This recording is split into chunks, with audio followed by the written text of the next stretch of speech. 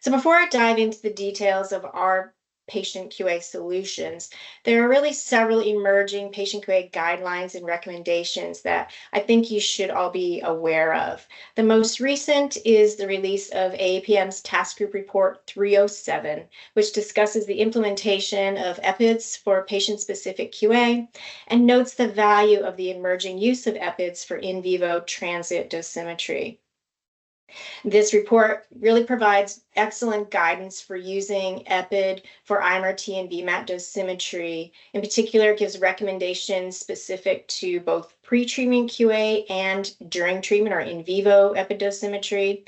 It discusses the strengths and limitations of commercial EPIDs and EPID dosimetry software. And it gives great recommendation and guidelines for commissioning, validation, and routine QA of your EPID. I'm really delighted to see these task groups keeping pace with emerging technology, especially related to quality assurance initiatives.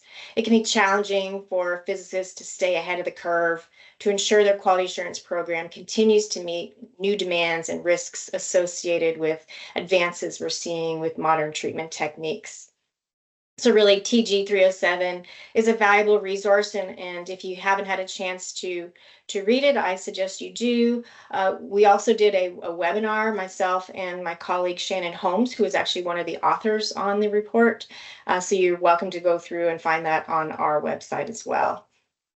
But really, it's a great way to take charge of your patient-specific QA initiatives a step further and better manage your dosimetric risks throughout your treatment process, not just pre-treatment. There are several other international papers that have come out that highlight the importance of in vivo quality assurance. The IAEA recommends in vivo dosimetry for all radiation therapy patients to manage risks and ensure accurate dose delivery. This is even mandated in some countries in Europe. This is viewed as an excellent form of proactive risk management, and they believe, and it states in their paper, that preventing the severe consequences of serious errors justifies the effort and costs of in vivo dosimetry programs. They did a retrospective analysis and found that many of the errors that have happened could have been prevented with in vivo dosimetry. They also recommend both entrance and exit measurements are required to achieve the goal of independent verification of this prescribed dose. So that kind of covers pre-treatment and in vivo QA.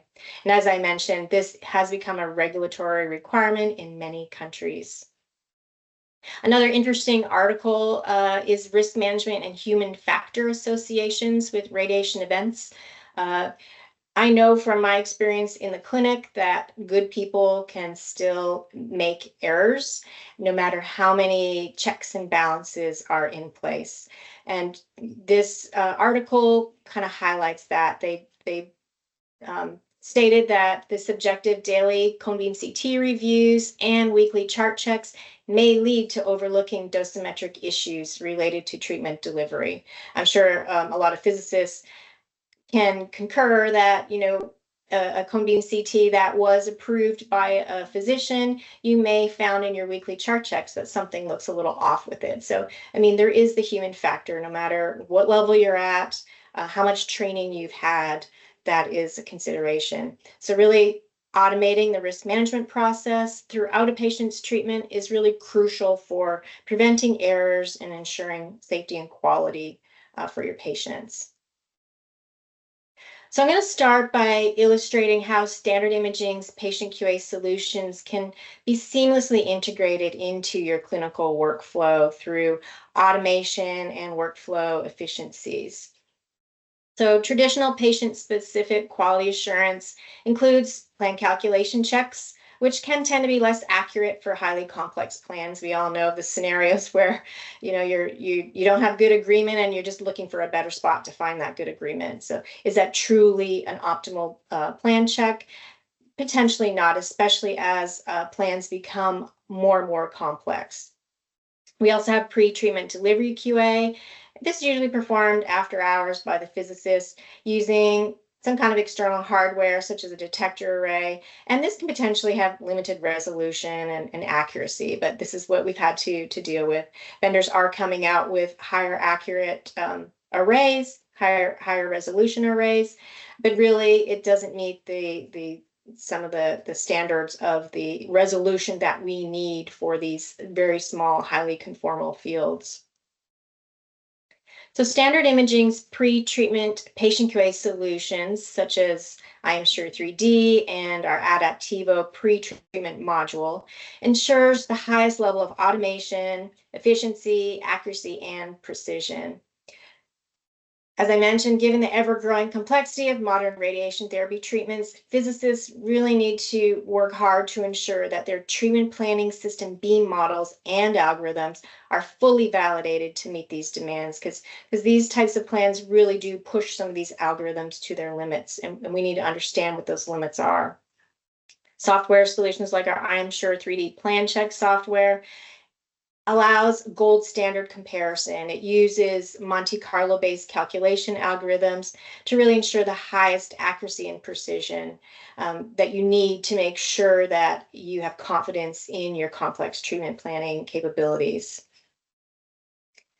Also, Adaptivo's epidosimetry pretreatment module maximizes the value of your existing EPID technology. You don't need to buy any additional hardware or chamber array.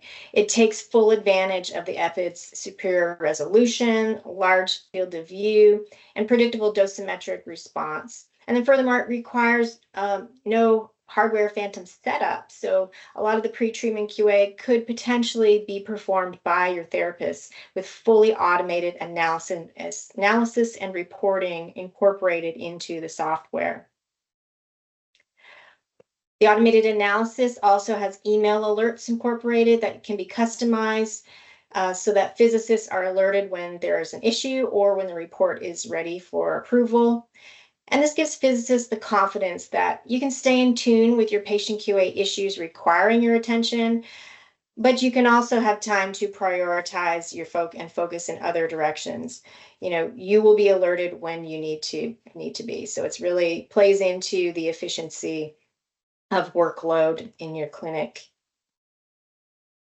Now, traditionally, this is where patient-specific QA ends, other than, CBCT reviews, weekly chart checks. However, we all know that despite meticulous planning and pre-treatment verification, there are uncertainties that can impact radiation therapy delivery and accuracy. The consequences of these inaccuracies is especially important now for highly conformal, dose-escalated, and hypofractionated treatments. Traditional undertreatment QA practices, as I mentioned, such as weekly chart checks, CBCT reviews, tend to be highly subjective and prone to the human factor. It's really time for a new standard of in vivo QA that's automated to ensure quality and safety for every treatment fraction. The standard imaging offers comprehensive in vivo solutions to address these modern treatment challenges and associated risks. Adaptivo's in vivo epidosimetry module, along with LinacView's real-time machine performance checks, set a new standard in comprehensive patient QA and risk management. They enable real-time automated alerts and solutions which are crucial for building confidence throughout the treatment process, ensuring patient safety, treatment quality, and mitigating risks for every fraction. Now, if there is an issue, automated alerts enable clinicians to efficiently assess real-time variability in the treatment delivery. Issues with patient setup can be quickly identified and addressed before the next treatment session. Or clinicians may need to evaluate the necessity of adjusting treatment plans to accommodate changes in anatomy. And I will go over an example of this further on in my presentation.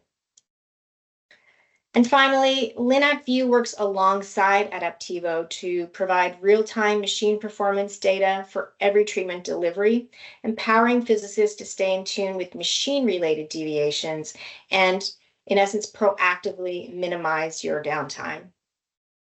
LinacView is also a valuable plan delivery QA tool for real-time adaptive workflows, such as the elected Unity workflow, where you really don't have the ability to do a pre-treatment QA.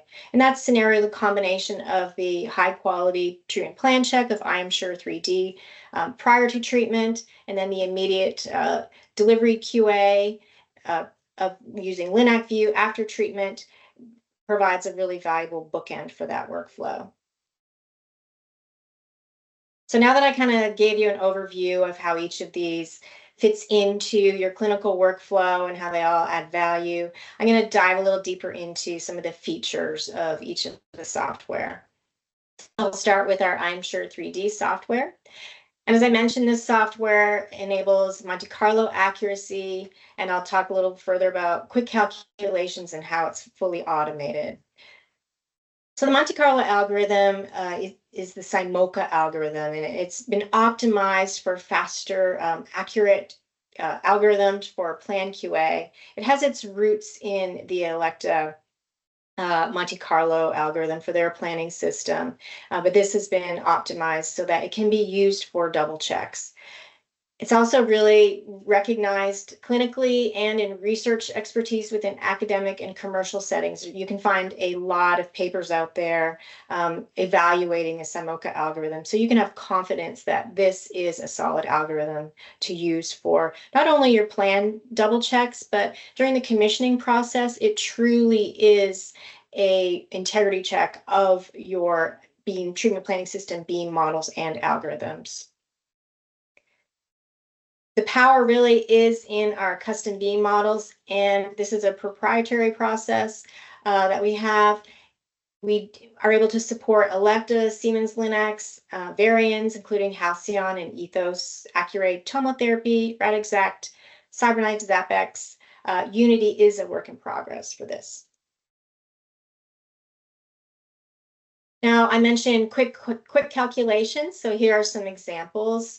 One thing to note is that typically when this all happens behind the scenes, so when the treatment plan is approved, it's automatically uploaded into IMSure 3D and calculates, and the physicist is notified when the calculation is complete and ready for approval. So really the only time the user would be aware of these calculation times is if they forced a recalculation. Perhaps they changed the voxel size or a constraint. But even so, you can see here that calculations are quick. A standard prostate is 15.8 seconds.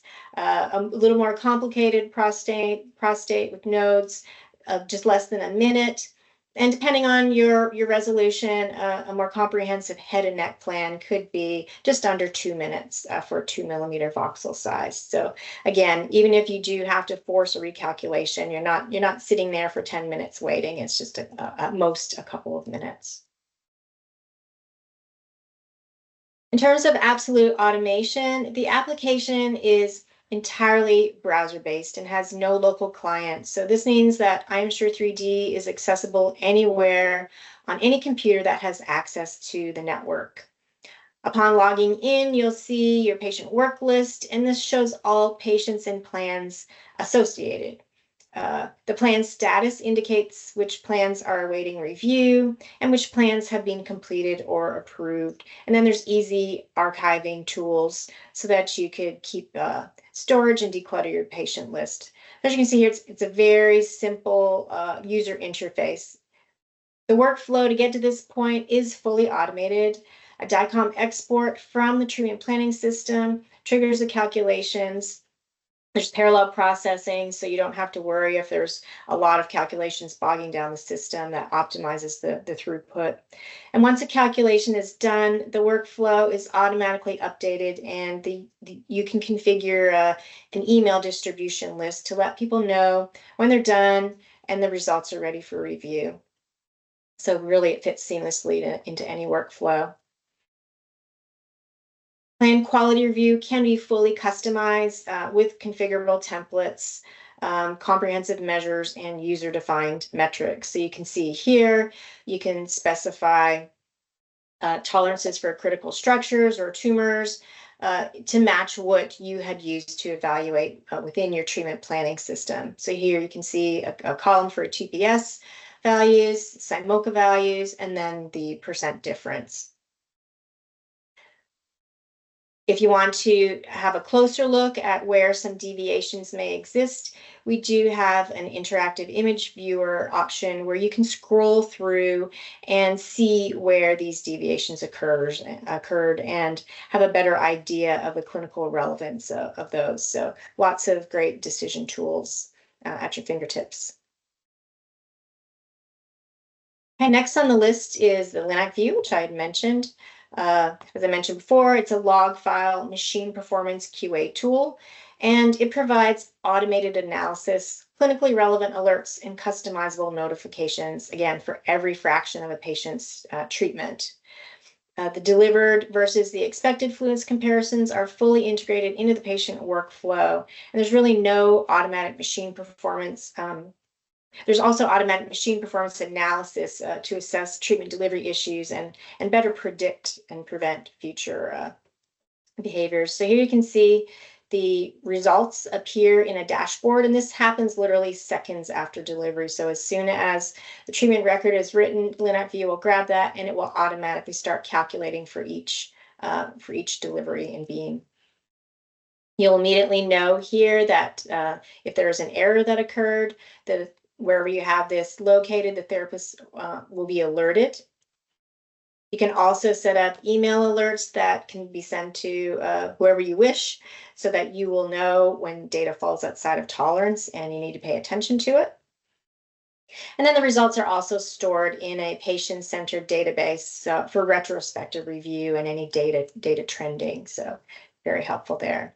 So this is a view of a particular treatment delivery. You really have a comprehensive set of analysis tools available, showing here, starting with the summary interface.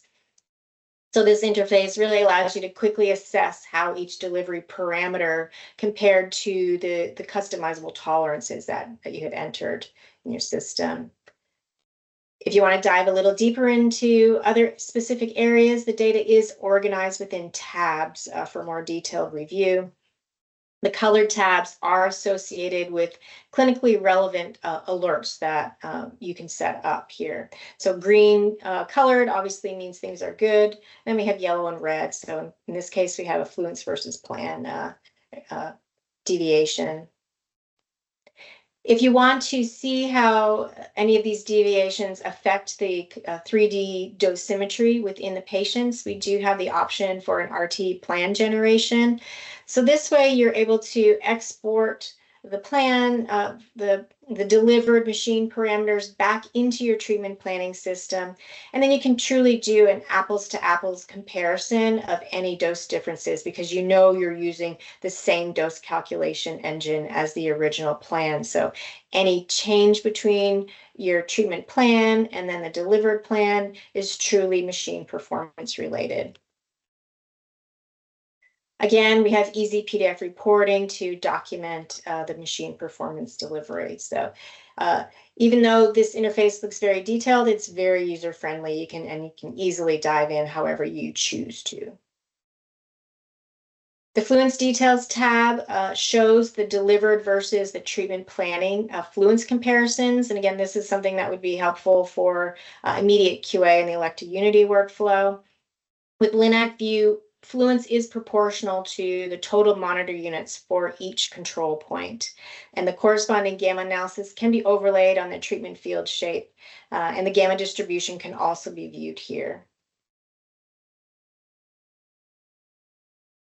So that's a high-level overview of LinacView, and now I'll go on and show you some details of our Adaptivo solution. Adaptivo has 3 available modules that, again, as I just showed, easily fit into your treatment workflow with familiar analysis tools, and it allows you to fully automate your in vivo QA. So these modules are the pre-treatment QA, daily 2D in vivo, and we do have a daily 3D adaptive module that is useful for certain use cases. Today I'll focus on the 2D in vivo module. It's Just that, it provides in vivo verification on a daily basis with exit dose tracking using the EPID while your patient is on the couch receiving their daily treatment. So as long as you have the software up and running and you have your EPID panel out, it will acquire this data and automatically do the analysis for you. It has the ability to capture setup and delivery errors, plus changes in patient anatomy that affects dose, such as weight loss or a change in tumor size, which I'll show you an example of that in the next few slides. We do have two modes available, a predicted mode, so that's what you would use if you have an adaptive beam model associated with that energy. And in that case, Adaptivo will create an expected transit dose and compare the measure to that. We do also have the option of a relative mode, and that's where you would choose a reference measured image to be used for comparison. So you may choose your day one treatment as your reference, and then just look for changes from that point forward. They're both valuable tools. In each of these cases, gamma comparisons are automatically completed for every treatment field as soon as the patient's treatment is complete. The image on the right shows a summary of the analysis for each treatment field. So as you can see here, we have the gamma results displayed at the bottom of each square. So each square represents a treatment field EPID analysis, and then each column is a fraction. So here we have 4 fields delivered. Of course, we have colored coded for the gamma results. So we have green, of course, meaning pass, yellow is a warning, and red represents a failing result. So really to show you the value of this, I'm going to go through an example that was provided to us by one of our customers, Brian Pomager. Here we have a lung study and mediastinum case. The image shown, CT image shown on the left, is a daily treatment CBCT image with the treatment planning system structures overlaid on that. So from here we can see that there have been changes within this patient. They've lost weight throughout their treatment. There has been tumor regression. And it appears from the lung contour that fluid has cleared from the lungs. So, but looking at this image alone and the structures overlaid, you don't really get a sense of the dosimetric impact. Like, is this something that we should really have the patient re-CT'd for and do replanning? It's tricky to decide. But now if we look at the EPID gamma results on the right side of the screen, I have a little snippet, so I'm showing from fraction 31 through 37. And you can see there's an average. It does a weekly average for you as well. So again, each column is a fraction, each row is a delivered beam. And we can see that we have beam 1 through 4. So from fraction 31 through 35, beam 4 was trending in the yellow and then progressed to warning. And then come fraction 35, all of them were warning or failing. So there's definitely something going on dosimetrically with this patient. And so this really would trigger an investigation. So you're able to see hot and cold gamma over DRR or treatment portal. There's various ways to view this, but bottom line here is you can see that there are hotter areas due to changes in the patient anatomy, which is like all 3 that I mentioned: tumor regression, weight loss, and no more fluid in the lungs. You also have the ability to look through profiles anywhere within the 2D EPID comparison, and you can see here very clearly that the predicted is much lower than the measured. So we have more dose penetrating through the patients. That means that your tumor is potentially getting underdosed. Or there could also be critical structures getting overdosed. So it is a trigger to have a closer look at things.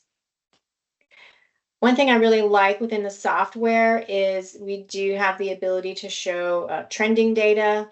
So here we've tabulated average for weekly fractions. So each column is a week. So we have 7 weeks here. Things looked okay until week 6, and then we started getting alerts. But one thing I wanted to point out here is we do see a variation starting to happen even when we're still in the green. So everything's still good, but this is kind of giving us an early indication that something is trending off. Something's changing. We need to pay closer attention to this patient. Um, and then when it comes to this week, obviously things are really starting to trend further down. And again, the very last week here shown we're really getting out of tolerance. So this really is a great tool to be able to tune in sooner rather than later in terms of assessing whether a patient needs an adaptive therapy plan done. So this is really a great tool for clinicians and physicists. So now that I've given you, shown you how our patient QA solutions easily integrate in clinical workflow, I'll kind of open it up to any questions that you may have. Okay, well, I don't see any further questions, so I will let you all get back to your busy clinic day, I'm sure. And thank you again for joining me. Take care. Bye.